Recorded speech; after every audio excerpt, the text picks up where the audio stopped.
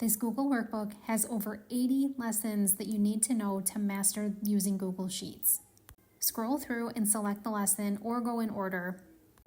Watch the video and then practice along with it. There's all kinds of things from dashboard templates to learning macros and buttons, using images to show project progress. Try a traffic light to do it or a tree. There's lots of ways to compare lists to see duplicates and to see what's missing. Donut charts are a great way to show project progress. Learn how to use scorecards and line charts. You often need to bring images into spreadsheets. Learn how to do it properly. Let's show some checkbox progress and then change the colors of the bars. Lots of different ways and things to assemble for trackers. You can even make some for gift tracking and budgeting. Look at actual results compared to your goals. Drop-down chips. Lots of advanced charts and graphs that you can create.